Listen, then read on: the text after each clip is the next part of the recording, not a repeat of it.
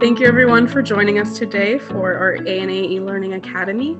Today we're going to have Richard Josephiak teaching us about the elongated world. We will have everyone on mute except for Richard and myself, so if you do have any questions, please put them in the chat or the Q&A, and I will read those to him at the end. We look forward to hearing from you. Hello everyone, this is Richard Josephiak, and hopefully you can see me clearly. I want to welcome you to this presentation to everybody in the US and international. And we do have people from all over the country. My presentation today is 33 slides. So I'm estimating about 30 minutes and then we'll do questions. So let me go right now to my presentation. So here's the example of the Columbian Exposition 1893 cent. And this started it all. And if you notice, it's very basic. It was created by a die punch into a cylindrical die, letters and numbers. And die punches were very common during the Chicago manufacturing of heavy equipment. So it was very easy to come up with it. And on the two ends, they have little stars. But it's very, very basic. You can see the bottom, some parts of the remaining coins. Collecting elongated coins is like, is compared to other coin series, we have no active price guides. There's no gray sheet or online pricing or anything for elongated coins. There's no third-party graded slabs. You won't find NGC or PCGS. I have not seen graded coins in their slabs. There's no grading standards at all. And it's not an investment. This is purely for a hobby. And why we collect is for fun, plain and simple. So today I'm going to walk you through the highlights of this area of numismatics. And I also want to point out that we do have a national organization. It's called the Elongated Collectors, TEC for short. And I do know some of the members are listening today online. Where it all started. Today's modern elongated cents are known by many names. Some people call them press pennies, squash cents, road cents, and there's different names. But they're all the same thing. You take a cent, nickel, dime, or quarter, depending on the machine, you put it in, and it comes out with a design, and it's stretched. Not only are coins collected in the US, but they're also overseas. I have elongated coins I've done from France, Great Britain, Australia, Canada, and I have seen other examples from other countries also. And they all trace it back to the 1893 Columbian Exposition in Chicago, because that's the first documented commercial selling of elongated coins.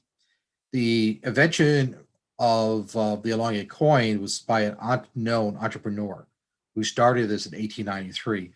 And it's definitely a way to raise money. And elongated coins are part of the numismatic field called exonumia.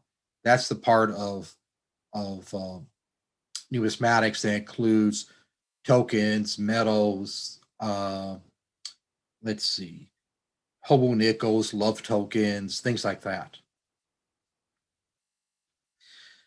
In 1893, the Columbian Exposition was held in Chicago from May to October. It was a very large international fair, 633 acres. They built brand new buildings just for this. And because I grew up in the Chicago area, I had access to a lot of information on this over the years. Plus, I was able to see a lot of souvenirs and review a lot of photos. It was estimated that 27.5 million people visited the exposition. And that's impressive when you think that in 1890, the population of the US was only 63 million people. So about a third of the people visited the Columbian Exposition. Because so many people were coming through, people wanted souvenirs. This was a time not only was Elongated released, but this was a time that you had postcards coming out at the same time and other booklets and things that even today there are people that just collect the Columbian Exposition. It was that well known in the US and overseas. And there's hundreds and hundreds of different things that can be collected. Well, how was the souvenir created in the exposition? It was done by hand. A vendor bought a license for a number of days to be at the exposition, and they would be told where they could or could not set up. And a lot of these were people selling baked goods, souvenirs, trinkets, things like that. For the elongateds, they had a simple manual rolling machine with a simple die. You saw that with the letters and numbers on the sample. And you would provide the person, it's estimated between 5 or 10 cents, and you provided them what you would want rolled. So you're giving them a nickel or a dime, which is probably average, and they would roll whatever you wanted. And so as long as a coin could fit in the whatever machine the vendor had, and the guy could turn the handle, you created a souvenir. There's also no pictures of rolling vendors at the exposition. And the reason for this had to do with the time period, 1893. The Brownie, Kodak Brownie camera, which was the first mass marketed, easy to use camera, did not happen until 1900. So in 1893, you have professionals taking pictures. And if you look at the pictures, a lot of them are in daylight, definitely staged, because there's not people walking by and people milling about.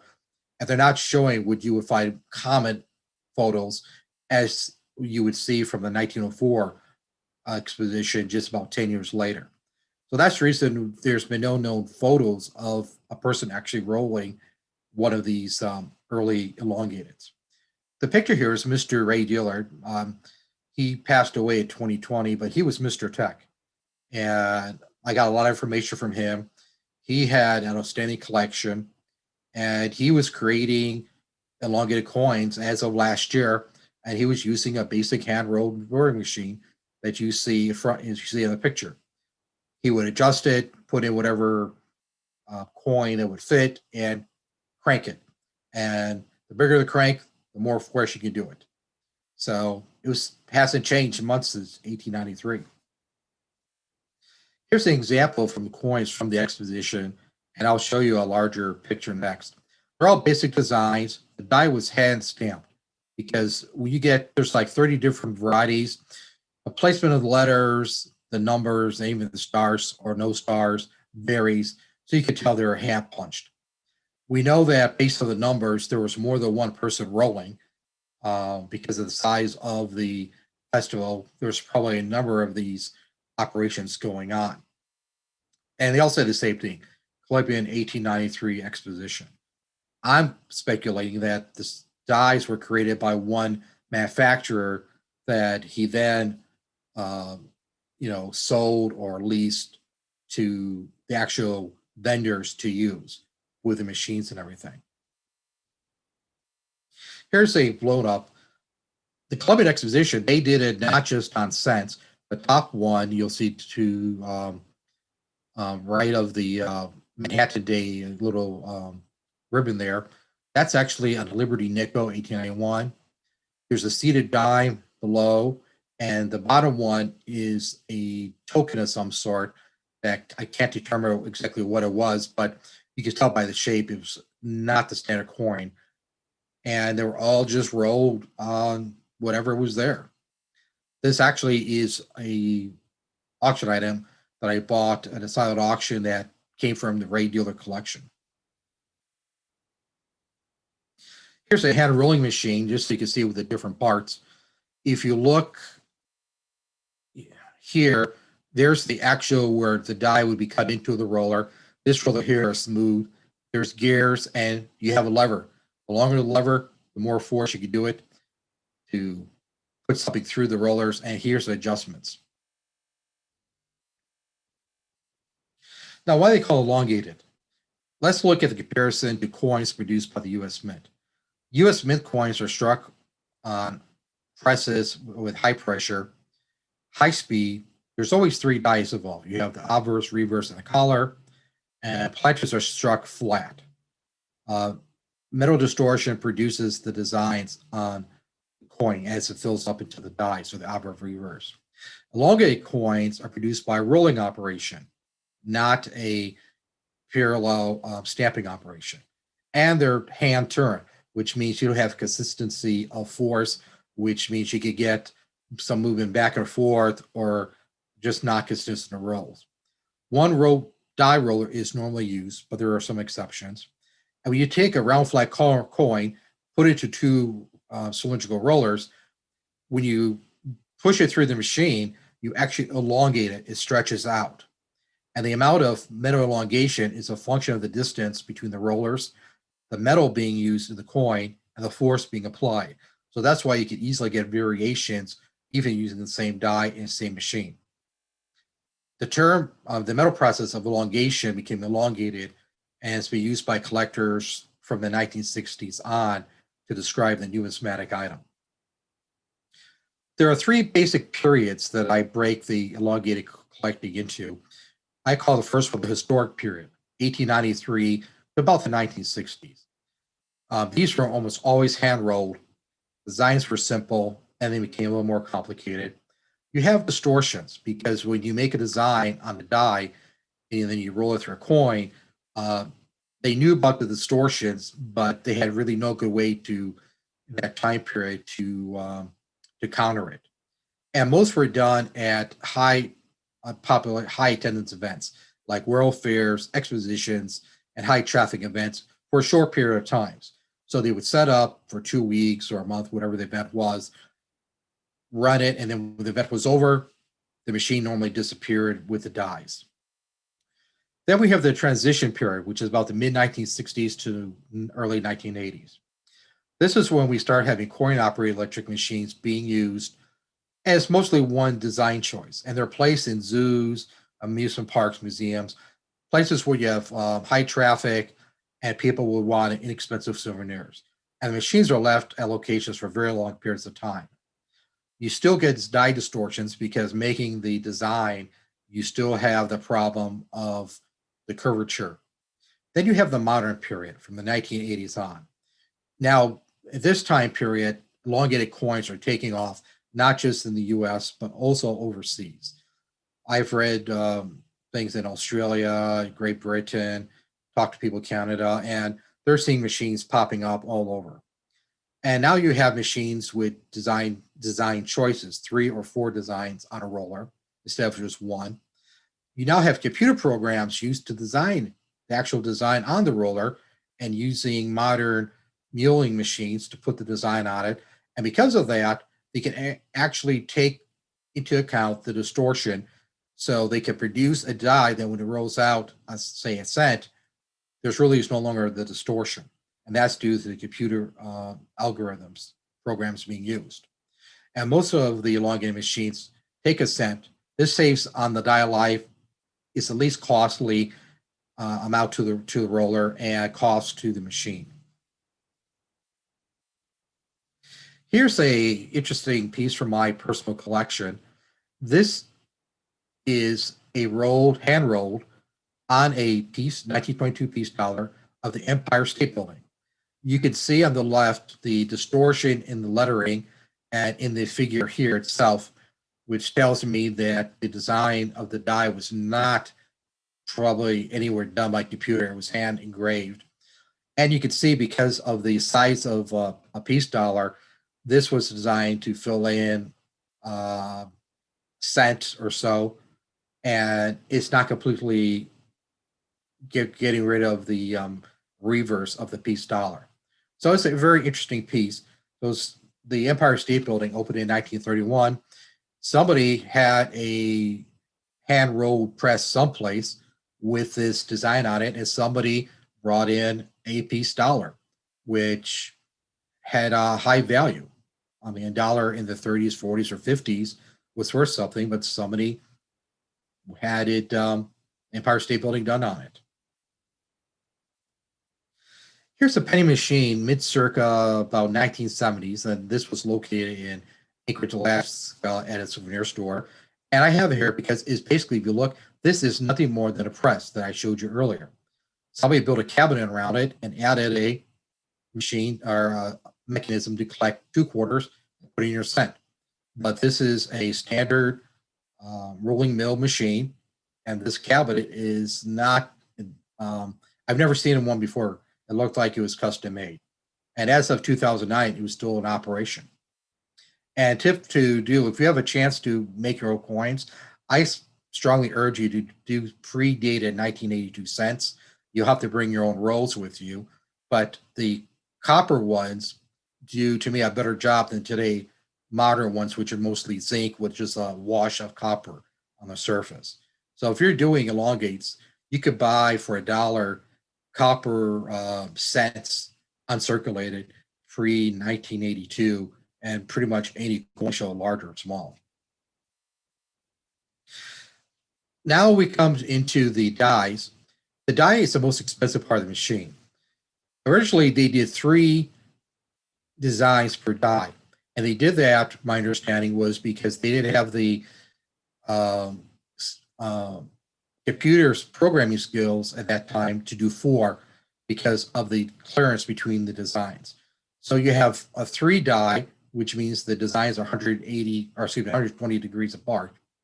And then when we go to the 4 die machine, each die is 90 degrees apart, and there's not that much, depending on the size of the design, gap between the design. So the computer control machines, is what you have today, do a far better job of producing the better designs. Here's a modern 3 die machine, and the dies are here. You can see them if you're close up. Electric power, so you don't have to do anything. You put them in here and you just push the button.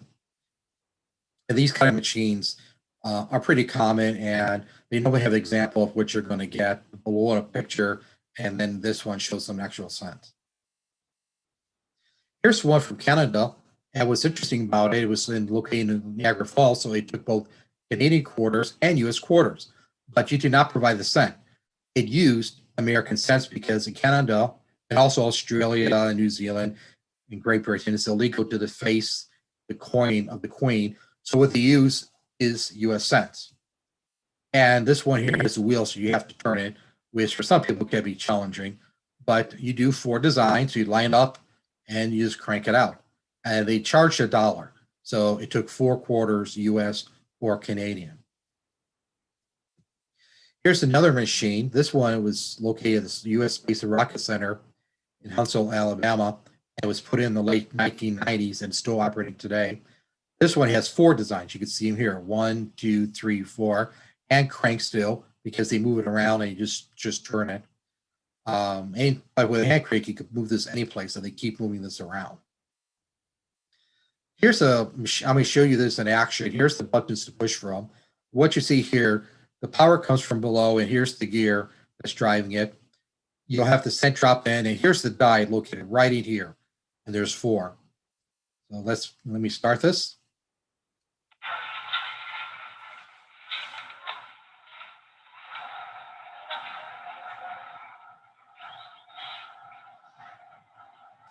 You'll see the cent dropping in now. You can see the dies rolling to the proper location, being driven by the wheels.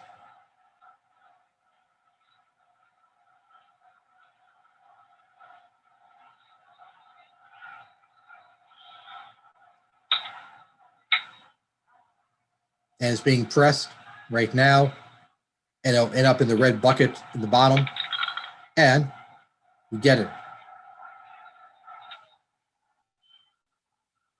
And if you look, there's a change machine. So if you didn't bring enough quarters, they can provide you quarters, which is helpful. This one here is a much more modern one. This is definitely after 2000. What is happening here is now they're going high tech. You now have a video screen, which tells you it takes credit cards instead of having money. It's $1 or $5 to do 8. And this does 8. This is at the St. Louis Zoo. It's all automatic, so you cannot put in any cents. It's already preloaded. You just swipe your card or debit card or put in $5, or depending on which design you want. It's quick and easy. You got a lot of elongates very quickly. I'm seeing more and more of these machines, especially at high volume areas like Universal Studios, Disney, and other places, larger zoos. Here's an example of, you can see here, it's a double die. There's actually a line here. So you have 2 dies on the same cylinder that's turning, and there's matching design or design on each one, and there's 4 and 4, which makes 8. St. Louis Zoo, new machine.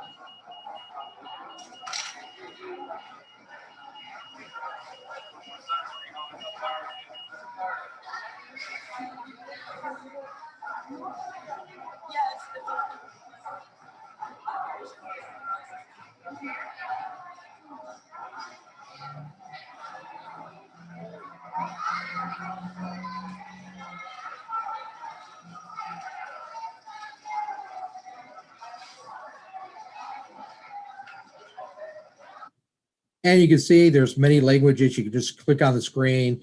It walks you through everything you need to know. It takes Apple Pay, very high speed. You saw how quickly it produced 8 elongated. So you could get a lot more throughput in a high traveled area. Now, the club that is part of the ANA, the ANA member club, is Tech. I'm a member of Tech, and quarterly, they do have a quarterly publication called Tech News. But the best thing about Tech News is not just a quarterly publication, but you also get 1 to sometimes 4 elongates in each issue. These are donated by members, and they're mailed to you. It's also online, and there's different options for subscriptions. But Tech News has been going on, I guess, well over 30 years. They are an ANA member club. We hold our annual meeting at the ANA World's Fair of Money. This past year for 2020, it was actually virtual because there was no ANA convention, and worked out very well as a virtual. So if you ever want more information, the website is great, and there's a lot of people that help you. I believe there's about 700 members, last I heard. Tech also produces collectibles for the ANA show. They produce the ANA collector set and also the Tech set, which are 2 different designs. And they do the set, nickel, dime, quarter. This one has 2 cents in it, and sometimes they do $half. You can also find supplies at the Tech store, and I listed here the web address, so you can find supplies, books, sets, DVDs. There's a number of DVDs out. If you want information on Tech membership, you can go to the site here or contact me directly. I can send you an application. I've been asked, is there a right or wrong way to collect? And the answer is no. One thing about Elongated is that collectors can collect however they want. I know members who collect by period, like say from 1893 to before 1960, or they collect by location, by state, by city. They only do ballparks or theme parks. Some people prefer just whatever they do themselves. Others buy from different people online, like eBay or through the store, or people do by topic. There's some people that like animals or elongates, which is planes or aviation or people or whatever. But the basic thing is collecting elongate coins is for fun. When we have a Tech meeting, we don't talk about investments or about grading or slabs or anything. It's about the people, where we did the elongate or where they came from, and sharing with others. A lot of times people bring a whole bag of elongated coins just to pass out to other people at the meetings. How to store elongate coins? There's actually are 2x2 cardboard holders made. There's a thin one and the fat size one here for different size elongates, and they can be purchased online or through the Tech site. And the Tech News does have ads for different dealers selling these. You can also find them at large supply dealers that go to larger shows. Storing them, I use a basic plastic sheet that holds, 4x5, and I put them in binders. Other people do other things in their collection, but it's whatever you want. There's no standard. Offset of collecting coins, a lot of places now have what they call coin albums that they sell. Here's two. One's from a zoo and one's from a museum in Texas. And you normally, if you want to do a complete collection, you need to buy the album because they normally have a coin here, elongated, that's not from a machine. So you need to look for these if you want to get a complete collection. But just to warn you, never store anything in these. The plastic they use are all bad. I've never seen one that's acceptable. They use heavily plasticized plastic, which will turn any elongated coin black very quickly. So you just buy these, keep them in the wrapper, but they do make, they're colorful. A lot of times the cost is between $5 to $8. Where can you find the largest number of elongated coins? Well, Walt Disney World, where the mouse rules. When I went to Walt Disney World a few years ago, I actually went to the information and asked, you have a handout? And sure enough, they had a checklist that was, I think, 26 pages long. Because each part of Disney has elongated machines, and Disney owns all their own machines and the dies, and they rotate them out and put in new machines all the time. You have the Animal Kingdom, Hollywood Studios, EPCOT, Magic Kingdom, Downtown Disney, and their water parks, and also now the hotels. Here's a typical example of a single page. I think it was 30 pages. And you can see all the different places. In EPCOT alone, there was close to 100 elongates. So if you go back and see all these different places, I would estimate there's 450 or more elongates. If you want to do Disney, you could spend probably a number of days just doing Walt Disney World, the different parks, Downtown Disney, and fill up the number of albums. And they're not static. They're always adding, each year they're adding new machines and taking out old machines. Here's one at EPCOT. It's basically two machines put together, 3 machines. You can see them, the press is here, the set comes in here. Here's where you feed the set, put in your quarters, and the 3 design types. Reference book, yes, there's a number of reference books available. The Encyclopedia of the Modern Elongated, this one is 1,600 pages. It weighs about 5 to 6 pounds. It covers the period of 1960 to 1978. We have Yesterday's Elongated, which is earlier, covers from 1893 to about 1960. And there's 3 other books out there. You can buy these online, or the A&A library does have them in their collection. And as of this time, I do not think they're lending books out, but they do have them. So maybe someday in the near future, you can actually check out a bunch of books. While Penny Collector is a good source also to get information, they are a vendor of elongated products and produce dies and machines. And here's the web address. And that completes my presentation. So thank you for attending. If you can't get your question answered, you can easily send me an email or even call me. So here's my contact info. And I see, let me get out of here. Stop share. Okay. I'll go ahead and start reading these questions. Did the St. Louis Zoo machine take your pennies, or did it provide its own? They provided their own, but they did have some traditional machines in which provided you had to use your own pennies. So one thing what I do when I go to a place, I carry with me my own what I call rolling bag. I have quarters, rolls of quarters. If I'm going to a major zoo, I can look online and see how many machines they have. Or if I go to Disney, I know I need 5 or 6 rolls of quarters, a couple of rolls of copper cents, that's pre-1982, and containers to put them in, and a checklist. Normally, I take also photos of the machine so I could tie in the actual designs to a particular machine and location for my records. One thing I found in some places, you cannot get change very easily. There's a problem, shortage of change. A lot of businesses won't give change for machines that are not owned by them. So especially overseas, you need to make sure you bring what you need in terms of your cents you want to use, or nickels or dimes, I always carry a couple of them in case I run into some interesting machines, and lots and lots of quarters. More machines now are going to credit cards, which makes it easier. So someday I'll see everybody will just swipe and you won't have to use anything. Okay, this one says, you mentioned you have not seen any slabbed elongateds. FYI, NGC has authenticated and graded elongateds for a few years now. You can check their POP report to get an estimate of how many, but they have slabbed well over 100 examples. Okay, I personally just haven't seen them at least coming across, so they must have been right back to the collector because I've not seen them at the shows when they normally show the examples. But that's good to know that NGC is doing it. But does anyone know how they do for the grading? Because I mean, you could take a circulated coin, put it in there, is going to come out, I guess, uncirculated.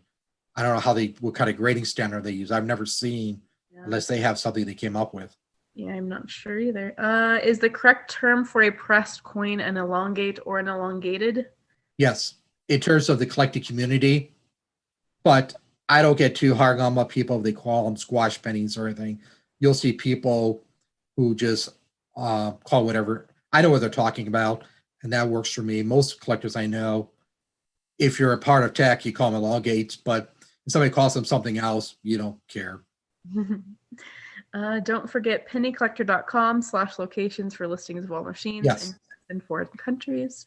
Right. The same thing. Somebody would like you to repeat your email address. It is ANALMRJ@gmail.com. And I can also put it here in the message bar. So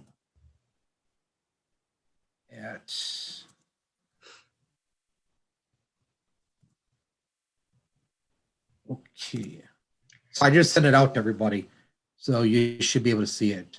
I do see it. I think everyone. Do you see it? Well, it's in the chat if you guys want to. Yeah, I put it in the chat, so you can see it in the chat. Okay, my sense of NGC grading is that they grade the quality and condition of the roll, not the coin. All right.